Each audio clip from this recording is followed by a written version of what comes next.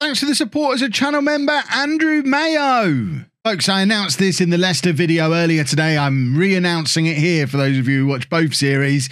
My new Twitch save starts tonight, 8 PM, twitch.tv/LOLLUJO. It's going to be a tier 10, one club, road to glory. There's going to be a video coming out on this channel a little bit later today to get you warmed up for it. But we're basically going to go on there tonight, choose a club and start a spectacular adventure. And I'd love you to come along and be a part of it. 8 PM UK time tonight, twitch.tv/LOLLUJO. And the replays of the streams will be available on that same address, on that same Twitch channel. So if you can't make it along live, you can always come along and check it out on the Twitch replays too.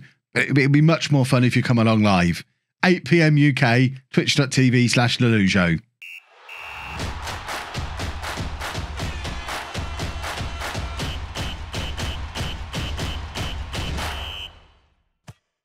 Hello and welcome to part 15 of Non-League to Legend. I'm Kevin. Coming up on today's episode, we have an FA Trophy quarter-final game away against Chester, who have been traditional rivals of me, not of Kettering, but particularly of home in recent years, both on YouTube and on Twitch.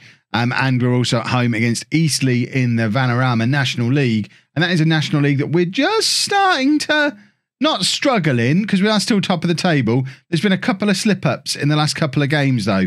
And we are still top of the league, but Torquay and Southport, both with games in hand, could change all that. I mean, Stockport, not Southport. Stockport probably not going to, because they're way behind us on goal difference. But Torquay, if they win their game in hand, do go to the top of the table. And there's not a lot of games left. We kind of need to be in possession of that top spot if we're to avoid the playoffs. And it's a 16 playoff, and it's a nightmare, and we don't want to be any part of it. We want to get promoted, because ultimately, I imagine I'm going to be leaving Kettering in the summer. I imagine I'm going to be getting a job offer from a higher league, if not in the summer, maybe even before. So if we're going to get promoted from the National League, this is going to be our opportunity to do it this season. We can't afford a slip up in another year, because I'll have probably moved on, because let's face it, I'm really a very good manager. Have I been doing my coaching badges? Because that could be a problem. I'm not doing my coaching badges. Oh my word. What have we actually got? We've got a National A license. I've got to get on top of doing these coaching badges. Is that them saying, yes, Kev, have a coaching badge? Right, we're now working on the Continental C. That should help me when it comes to clubs starting to sniff around me. I don't want to say job hunting, because I'm not job hunting. I don't want to leave, but I am expecting offers at some point. He thinks a lot of himself, doesn't he? So this is the team for the game against Chester. And you're looking at that goalkeeper thinking, Kev, who the hell is that goalkeeper? Which reminds me, there's been a transfer window. Not a transfer window as such, but the league clubs had a transfer window, which meant Phoenix Patterson went to Walsall. He was out of contract at the end of the year. He didn't want to be with us anymore. So he's now off playing Football League football. Shows how much potential we've got to go and get involved at that level, that Patterson couldn't get in our team anymore. But he is now 4 appearances and a goal into his career at Walsall in League 2. So there's potential in the squad to be a Football League side. I think we'd already announced Sean Hobson in one of the previous episodes. He's played 6 games for us now. But the new goalkeeper is Marcin Brzezowski, who's a 23-year-old Polish former under-21 international, 3-star current ability, 4-star potential ability. He was at QPR, but he's not actually ever played for QPR, I don't think. But he'd had a multitude of loans, including Braintree, Billericay, and the last season, second half of last season, he was on loan at Hibs in the Scottish Premiership, although again didn't play for them. He was just lying around, not doing very much, so we brought him in, and he's quite good. So he's our new goalkeeper. So he's in goal. Brzezowski's in goal. A back four of Longelo, Mayunga, Hobson, and Senior. Payne and Wooten in the midfield. Whitaker, Carvalho, and Stanley behind Spasov up front. Spasov news still only valued at 9k because he's out of contract at the end of the season. So we'll monitor that situation. Of course, we can't offer him a pre-contract because we're both in England. But if we are still here in the summer and he's on a free transfer in the summer, I mean, regardless of where we are, really, if he's on a free transfer in the summer, we probably need to be taking a look. 35 goals now from 28 appearances. It's actually 35 goals from 23 starts, averaging a 7.6. Even if we're in League 2 next year with someone other than Kettering, or even if we're in League 1 at 20 years old with that kind of goal record, it's Spasov's worth taking a little bit of a risk on, I think. But let's not worry about next season and potential new jobs just yet. Let's focus on getting past Chester, getting into a semi-final of the FA Trophy. Because again, I'm starting to be of a mind that this is probably going to be my final season in non-league, because we're hopefully going to get promoted with Kettering. But even if we don't, I think Football League clubs will start to take notice after 2 very good seasons with Kettering. So this might be our only opportunity in the entire series to win the FA Trophy. And why wouldn't we want to win every competition that we enter? That'd be a fun thing to be able to say we did at the end of the year. Everything we played in, we won. So let's go try and win it. Wooten's picked up a little bit of a knock. How is he actually doing fitness-wise? Doesn't look too bad. We've got Estrada on the bench, which is what my assistant manager's suggesting I swap him with. I think we'll probably just leave things as they are until half-time. Senior with the long throw into the area, but it's straight into the hands of the Chester goalkeeper, who looks to get a quick counter-attack going, but our defenders just win it back instantly and chuck it back towards goal again via Senior. Ball over the top for Stanley, who couldn't really get enough of a connection on it. I think he wasn't fully aware of where the goal was there, and because he needed to actually divert the direction of that ball, not just bring it down and toe poke it in that vague direction, which is what he actually ended up doing. Half-time, 0-0. We're going to pump the fists again. Pump the fists, everybody. We're just going to check in on Wooten, who, of course, picked up that knock.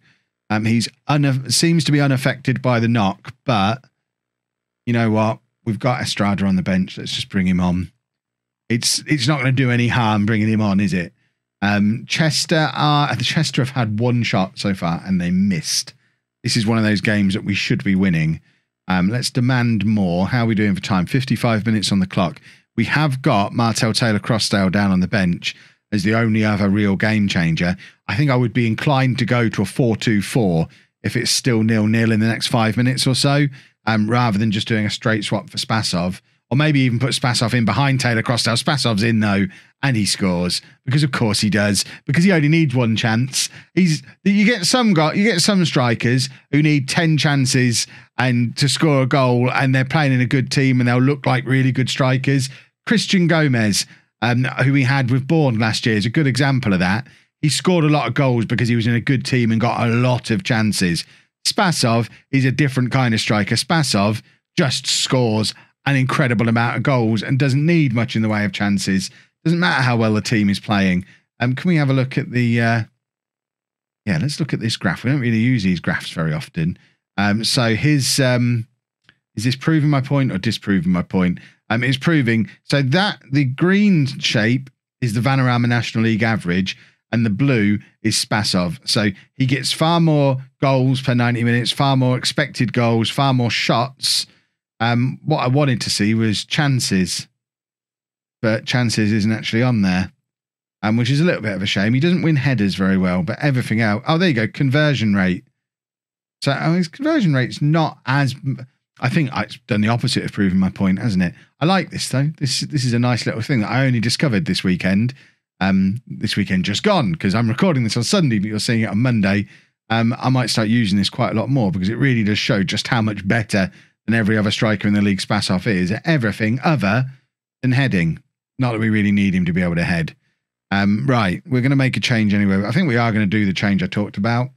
Even though we've grabbed the goal, we're going to get Taylor-Crossdale on. But what we'll actually do is drop Spasov in behind him, I think, rather than going to the 2 up top, because now we're not chasing a goal.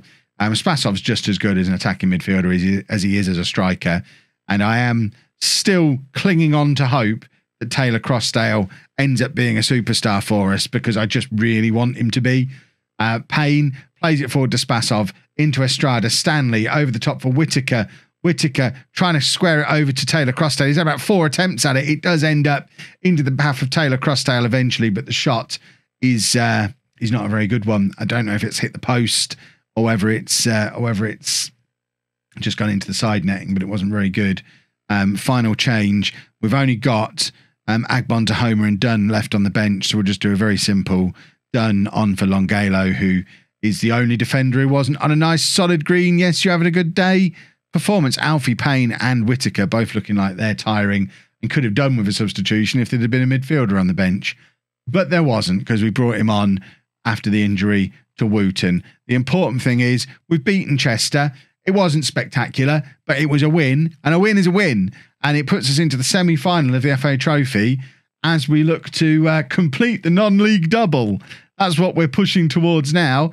I don't know. I've just backed down from there because I was talking rather than reading. That's a bit unfortunate. Who else is still in this? So Bromley, Stockport, Dagenham and us. I'm not sure when the draw is. They're all beatable because we're above them all in the league. It'd be interesting if it was Stockport.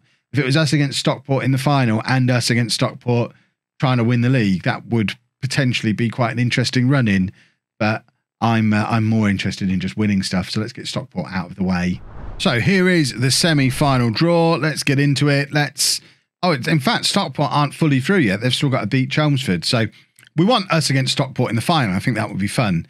So we'll take either Bromley or Dagenham and Redbridge. Obviously, we'd prefer Bromley because then we're only playing against one team. We don't really want a triple threat semi-final, which is what we get in either of the other two circumstances. It is going to be a triple threat semi-final. Kettering versus Dagenham versus Redbridge. And in the other triple threat semi-final, it's Bromley versus Stockport versus Chelmsford. It's all very exciting, all these triple threat matches. I don't know if Ricky is related to Evelyn or if he's just trying to deliberately get under the skin of Evelyn because Adam Collins left the club. But to use her tweet word for word and just change the name for our new goalkeeper, it deserves more than the 6 likes it's got. Can we like that? How do we like that? I'm a little upset I can't like it. Well played, Ricky Deakin.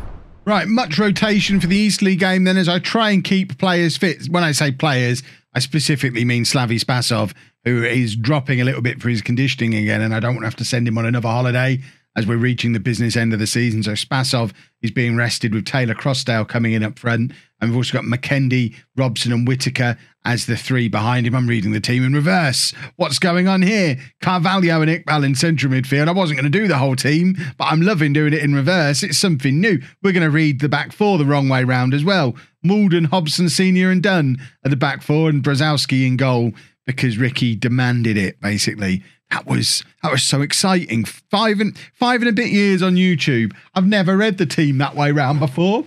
I feel like a maverick risk taker.